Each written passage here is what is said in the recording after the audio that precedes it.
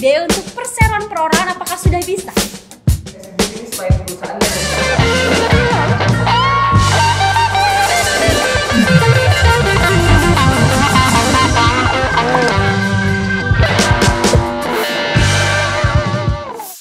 Sobat legal semuanya, ketemu lagi dengan saya Alfi dalam program Legal to Talk. Nah, kali ini kita kedatangan bintang tamu spesial yaitu dari Fra & Co bersama dengan Bapak Ferdi. Selamat sore, Bapak. Jadi Pak Ferdi spesial, kita datangkan langsung dari Bandung. Ya, sobat di rumah juga mau tahu lebih banyak nih Pak Ferdi tentang Fra & Co dan juga tentang Pak Ferdi. Boleh sharing kepada teman-teman di rumah. Silakan Bapak. Boleh, baik, terima kasih Mbak. Ya. Jadi tadi perkenalkan, nama saya Ferdi Rizky Adinda, SHMSLA. Saya bekerja selaku advokat dan juga auditor hukum. Kebetulan saya juga founder dan pendiri daripada law firm, Fra & Co Law Firm, atau hukum Fra & Co Law Firm yang berkedudukan di Bandung, Karawang dan juga Jakarta. Selain advokat, tadi saya sampaikan saya juga auditor hukum. Saya juga aktif di organisasi advokatnya maupun di organisasi auditor hukumnya. Nah, itu dia profil singkat dari Pak Ferdi yang dia adalah founder dari Fra & Co dan Fra & Co adalah mitra dari Legal to Us. Jadi nanti kalau misalnya teman-teman mau kepo, mau tahu lebih lanjut tentang Fra & Co, tentang Pak Ferdi, bisa juga langsung call Legal to Us atau klik link yang ada di Legal to Us. Jadi teman-teman bisa berkonsultasi secara langsung ya Pak ya. Bisa langsung via chat juga bisa, pokoknya apapun yang dibutuhkan oleh masyarakat kita akan bisa membantu, atau terutama yang ada di daerah Bandung dan sekitarnya. Untuk kolaborasi bersama dengan Legal to Us membahas tentang tips untuk menjadi lawyer di usia muda. Nah, jadi kan kita tuh Pak banyak banget user kita itu adalah para mahasiswa yang memang mereka itu kan ketika lulus itu masih bingung kira-kira mau apa ya mereka yang dilakukan setelah itu gitu kan. Nah, maka dari itu kita mau kasih informasi kepada teman-teman semuanya, teman-teman mahasiswa terutama tentang bagaimana sih kita syarat-syaratnya atau lain sebagainya untuk menjadi lawyer di usia muda. Langsung aja kita bahas dan kita tanya-tanya nih, kulik semuanya bersama Pak Ferdi. Jadi gini, pertanyaan pertama yang sering masuk itu sebenarnya syarat-syaratnya untuk menjadi lawyer itu apa aja Pak? Syarat untuk menjadi advokat sebetulnya berdasarkan Undang-Undang Advokat nomor 18 tahun 2003 itu kan sudah jelas ada ya.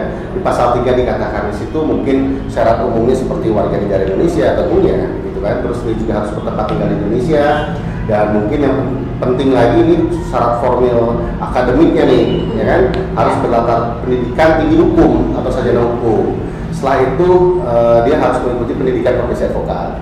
Nah, setelah itu juga dia harus mengikuti ujian yang dilaksanakan organisasi advokat sampai dengan lulus lah, gitu kan. Setelah itu mengikuti magang sekurangnya 2 tahun berturut-turut. Lalu mungkin syarat umumnya seperti tidak pernah dipidana. Tidak pernah dipidana dengan ancaman pidana maksimal 2 tahun. Juga mungkin tidak pernah atau tidak berprofesi sebagai pegawai negeri gitu kan, TNI, Polri gitu kan, itu juga penting. Nah, selain itu yang paling lebih umum lagi mungkin harus berkelakuan baik lah gitu ya, berbuat jujur sampai dengan berintegritas tinggi itu penting. Oke, tadi udah ada syarat-syaratnya yang diucapkan oleh diutarakan sama Pak Ferdi. Jadi emang bukan hanya ketika kita menjadi sarjana hukum terus kita tiba-tiba jadi advokat, jadi lawyer, enggak, banyak sekali proses-proses yang harus kita jalani. Betul. Seperti ada profesi apa ya? Pendidikan profesi advokat. Nah, biasanya kalau itu di jenjang berapa lama kita untuk pendidikannya? Kalau pendidikan profesi advokat itu kan berbeda-beda ya, karena itu kan yang menyelenggarakan itu organisasi profesi advokat. Itu tergantung lamanya itu ketentuan dari organisasi advokat yang menyelenggarakan. Tapi biasanya ada mayoritas sih 2 sampai dengan 3 bulan pendidikan profesi advokat dilaksanakan. Dari 2 sampai dengan 3 bulan itu biasanya terdiri dari 23 materi. Nah, 23 materi itu ada lagi nanti 32 sesi. Nah, masing-masing sesinya kurang lebih 90 menit. Tapi isinya itu semua hal-hal ilmu pengetahuan yang baru ya, atau suatu ilmu baru yang bisa didapatkan oleh mahasiswa di luar dari pendidikan akademik di kampus. Itu lebih khusus ke praktek dunia advokat. Prakteknya tuh. Jadi ada praktek ya berarti kan. Nah, itu biasanya selain tadi kan sekitar 2 sampai 3 bulan tergantung gitu kan. Tapi dalam prosesnya itu kira-kira entah itu kan biasanya yang akan mengikuti itu kan mahasiswa dan lain sebagainya. Nah, kira-kira mereka tuh mengalami kesulitan nggak sih dalam pengikutan mengikuti pendidikan advokat? Kesulitan sih kayaknya enggak. Jadi para siswa itu kan sudah mereka rata-rata kan berpendidikan tinggi hukum kan. Iya. Nah, basic teorinya biasanya sudah didapatkan di kampus, dunia pendidikan kampus. Nah, prakteknya kalau biasanya di hukum ini kan ada hukum formil, hukum materi, hukum material. Nah, hukum formilnya itu dia akan didapatkan pada saat pendidikan advokat. Nah, itu seperti hukum acara segala macam. Jadi itu nggak akan kesulitan lah seharusnya. Prakteknya itu adalah saat itu. Jadi tadi kita dengar bahwa kita harus kuliah hukum, tadi ya satu hukum. Terus juga harus pendidikan advokat, terus ada lagi magang. Nah biasanya magang itu ditempuh berapa lama? Magang itu kalau berdasarkan undang-undang advokat ini paling lama 2 tahun berturut-turut, harus dilakukan 2 tahun terus-menerus. Nah jadi 2 tahun terus-menerus itu tidak harus dalam satu kantor sebetulnya, itu bisa juga dia pindah kantor yang lain, tapi dalam jenjang waktu 2 tahun itu secara berkelanjutan dia melakukan magang. Gitu. Itu sih syarat yang harus diharuskan oleh undang-undang itu. 2 tahun. Nah, 2 tahun magang di kantor advokat ya. Iya, kalau kriterianya tempat untuk magang itu seperti apa? Kalau kriteria berdasarkan undang-undang sebetulnya tidak ada. Nah, kalau para mahasiswa atau misalkan para lulusan sarjana hukum, fresh grade yang baru mau jadi advokat, mau magang setelah dia mengikuti pendidikan, misalkan dia tinggal datang ke kantor atau ke kantor DPC, biasanya di daerah itu ada DPC, Dewan Pimpinan Cabang, organisasi advokat sekitar gitu ya, minta rekomendasinya. Jadi magang itu ditetapkan, kantornya itu biasanya direkomendasikan oleh organisasi profesi advokatnya di setiap daerahnya. Jadi organisasi profesi advokat dia kasih rekomendasi, kamu silakan magang di tempat A, B, C, misalkan. Jadi begitu. Nggak ada kriteria khusus kantor atau tempat untuk magang itu sendiri. Memang tapi sudah ada ya Tapi biasanya direkomendasikan oleh organisasi profesi advokat. Oke, kadang disesuaikan dengan keahlian apa yang mereka betul juga. Jadi kan setiap kantor advokat kadang punya beberapa keahlian khusus. Ini lebih ke korporat, misalkan ini lebih ke litigasi dan lain sebagainya. Silakan nanti calon advokat bisa memilih antara advokat yang mana sesuai dengan kemampuan. Iya, ada yang mengarahkan, ada yang mengarahkan, direkomendasikan. Oke. Nah, kalau untuk lingkup kerjanya lawyer itu kira-kira apa aja? Lingkup kerja lawyer, nah ini advokat ini kan berdasarkan undang-undang ini kan kita sebagai pelayan jasa hukum baik di dalam maupun di luar pengadilan. Tentunya ruang lingkup kerja advokat itu berarti kan di dalam pengadilan maupun di luar pengadilan. Contoh di dalam pengadilan kita beracara, ada pengadilan hukum pidana, ada pengadilan hukum perdata. Kalau di hukum pidana itu kita beracara sebagai penasihat hukum, advokat ini kita sebagai penasihat hukum. Tugasnya apa? Memberikan nasihat kepada klien, baik itu tersangka maupun terdakwa misalkan. Kita harus bisa menjamin bahwa hak-hak hukum si klien ini terpenuhi di situ. Jadi bukan sebagai pembela sebetulnya. Makanya ada yang bilang advokat ini katanya membela orang yang salah gitu kan. Nah, bukan seperti itu. Sesungguhnya advokat ini pada saat di dunia praktek peradilan pidana, kita sebagai penasihat hukum dan kita posisinya sejajar dengan jaksa, dengan hakim gitu kan, karena kita sama-sama penegak hukum. Nah, kalau itu tadi pidana. Kalau hukum perdata baru kita sebagai pembela. Kita sebagai pembela, kuasa hukum membela kepentingan hukum perdatanya si klien. Gitu, hak-hak hukum sipilnya lah gitu kan, hak-hak dasarnya misalkan ada terkait dengan hutang-hutang, ada terkait dengan sewa menyewa dan lain sebagainya. Belum lagi ada di luar pengadilan. Nah, di luar pengadilan misalkan kita membantu klien, kita harus bisa membuat suatu solusi-solusi yang terbaik untuk klien dalam menyelesaikan permasalahan. Misalkan kita harus bisa menjadi seorang mediator yang baik, atau kita harus bisa menjadi seorang konsultan yang baik, gitu kan? Nanti di situ kita harus bisa membantu klien memposisikan hak hukumnya agar bisa tercapai lebih efektif maupun efisien. Itu non litigasi. Atau kita juga bisa memberikan bantuan klien untuk legal review misalkan, mau konsultasi secara hukum seperti itu. Itu pun diatur oleh undang-undang gitu, tentang penyelesaian di luar pengadilan. Jadi ruang lingkup kerja advokat itu baik di dalam pengadilan maupun di luar pengadilan. Gitu. Tentunya sebagai pelayan hukum daripada si klien. Pelayan hukum untuk membantu melayani hak hukumnya klien. Gitu. Oke. Nah ini pertanyaan terakhir Pak. Ini kira-kira tips menjadi lawyer yang bisa diandalkan itu apa aja? Tips menjadi lawyer yang diandalkan ya. Misalnya dia harus jujur, amanah, apa Ya, misalnya gitu. jadi, nah ini sebenarnya agak banyak misalnya kalau iya, pertama kan tentu semua orang punya cara mungkin tips sendiri ya. Iya. Tapi kalau pengalaman saya setelah menjadi advokat ini, saya selalu bilang ke para calon advokat yang ada di kantor kita, kalian tuh harus mau berdiskusi agar kalian itu bisa berargumen dengan baik. Jadi nikmati setiap diskusi-diskusi yang kalian lakukan di kantor.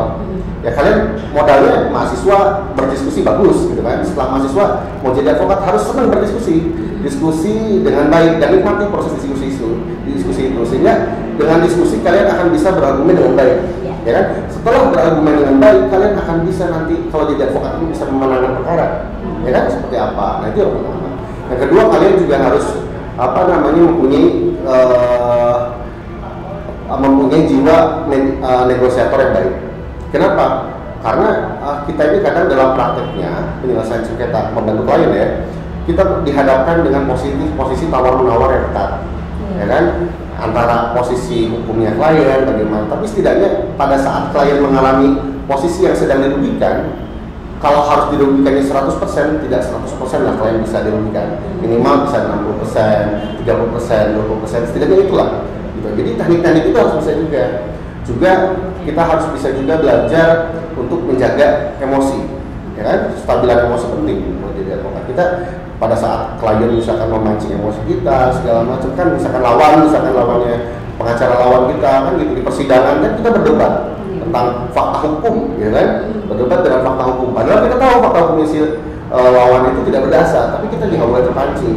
Kalau kita terpancing, kita ikut emosi, kita tidak bisa berpikir jernih dan untuk berpikir untuk menyelamatkan atau membantu klien. Gitu. Selain itu tentu ada juga tipsnya ya, harus wawasan yang luas tentu harus. Terus harus mau pintar berkonsep, gitu kan, mau belajar konsep. Gitu. Dan yang terakhir mungkin harus patuh dan tunduk pada kode etik profesi advokat. Oke, sebenarnya itu bisa didapatkan pas proses magang gitu ya, benar ya. Nanti pada saat proses magang itu penting untuk para calon advokat itu itu pasti tidak akan ada ilmu yang pernah didapat baik yang di kampus maupun di pendidikan profesi advokat, karena dunia praktek itu pasti berbeda. Di situ kita tahu bagaimana pimpinan kantor kita misalkan pada saat kita magang menghadapi situasi yang belum kita lihat sebelumnya. Itu pasti ada, dan bagaimana cara menyelesaikannya. Nah itu ilmu yang penting, sangat penting. Pasti pada saat kita menjadi lawyer profesional sendiri, gitu kan, kita bikin kantor sendiri, kita juga pasti menghadapi hal seperti itu. Oke, berarti kan jangan takut ya teman-teman ya, semuanya. Nggak usah takut. Nggak usah takut. Jadi kita harus mencoba memang pelajaran terpenting banget dalam hal ini adalah ketika magang. Jadi semuanya memang penting. Cuman di magang itu kita bisa tahu bahwa hal yang akan terjadi di lapangan. Betul, kita sangat juga penting. bisa diskusi dengan teman-teman, diskusi dengan orang-orang yang mungkin lebih ini juga itu juga penting. Jadi jangan menutup diri lah gitu. Jadi pokoknya ini kita harus benar-benar terbuka, benar-benar kita juga menerima saran juga. Kadang orang-orang zaman sekarang tuh mereka kadang tidak mau menerima kritik. Kadang pengen instan. Saran dari saya, Mbak. Saran dari saya, kalau kalian mau jadi advokat yang betul-betul berintegritas ya dan bagus gitu ya, kalian harus menikmati dan melalui proses tahapan sesuai dengan undang-undang advokat tadi. Jadi dari mulai mengikuti pendidikan advokat, ujian yang benar kan gitu, sampai dengan magang kan yang benar gitu kan. Insya Allah kalau kalian melakukan hal-hal itu, menikmati prosesnya, kalian akan menjadi advokat yang handal. Iya, nikmati prosesnya karena harus menikmati. Semua juga ada prosesnya. Iya, nikmati prosesnya. Jangan instan-instan. Kalau ada instan cukup makanan aja, Mbak. Iya. Karena sekarang pengen instan, nggak mau capek tinggal gitu ya saya. Jadi emang harus mengikuti prosesnya dari awal sampai akhir agar ketika kita bisa menjadi advokat nantinya kita bisa tahu apa saja problem-problem yang ada di lapangan dan kita bisa terbiasa untuk menghadapinya. Ya, gitulah tadi tips untuk teman-teman semua. Kalau teman-teman ingin menjadi advokat atau lawyer, pokoknya jangan takut, harus mau mencoba dan terus gali pengalaman, terus cari pengalaman yang terbaik juga untuk semuanya, terutama untuk diri sendiri. Ya, sebelum kita menutup perjumpaan kita pada sore hari ini, mungkin ada pesan-kesan dari Pak Ferdi yang ingin disampaikan kepada masyarakat dan juga kepada mahasiswa. Silakan Pak. Kalau pesannya saya tadi titipkan kepada calon advokat atau mahasiswa maupun para fresh grad yang baru lulus maupun sarjana hukum yang sudah lulus ya bisa menjadi advokat lagi dengan minimal usia 25 tahun tadi. Pesannya tetap harus mau banyak mengetahui hal baru ya, karena kita kalau nggak advokat ini kan persaingan semakin ketat, banyak. Terus kadang hukum di kita itu kan mengikuti perkembangan zaman. Jadi kadang hukum kita itu selalu terbelakang. Jadi kita harus banyak mengetahui hal-hal baru pesannya. Terus mau belajar, semangat, jangan pernah lelah untuk belajar dan diskusi. Gitu, agar kita kaya akan wawasan dan ilmu pengetahuan. Gitu. Kalau kesannya ya apa ya namanya advokat ya, kesannya kan kita macam-macam. Kalau saya sih kesannya tidak ada kesan yang buruk sebenarnya buat saya. Kesannya semua baik. Karena hal-hal semua yang kita alami itu kan pasti bisa menjadi bekal untuk kita melaju ke depan lebih baik.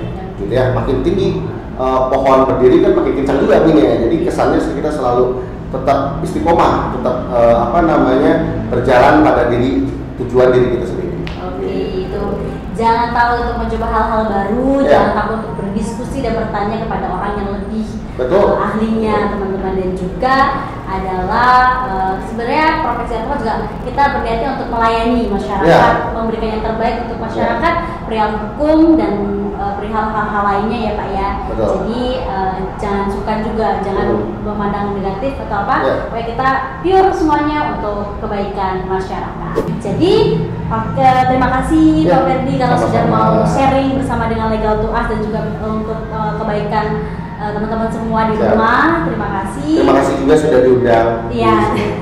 Dan kita akhirnya bisa bermitra ya. Bisa bermitra. Jadi nanti Legal to Us dan juga Fra & Co itu ada mitra. Jadi kita bisa membantu teman-teman semua, membantu sobat legal yang ada di rumah untuk perihal urusan hukum, bisnis dan juga legalitas. Jadi langsung aja kalau misalnya ada problem atau ada hal yang didiskusikan bersama dengan kami, bisa klik link yang ada di Instagram atau hubungi nomor yang tertera dalam Instagram. Nanti bisa langsung tersambung dengan ahli-ahli yang memang dia sangat kompeten di dalam bidangnya. Terima kasih semua, sampai jumpa lagi di konten berikutnya dengan tips-tips yang luar biasa. Terima kasih Pak Ferdi. Sama-sama Mbak, terima kasih banyak. CV ke PT. NIB untuk perseroan perorangan apakah sudah bisa? Ini supaya perusahaan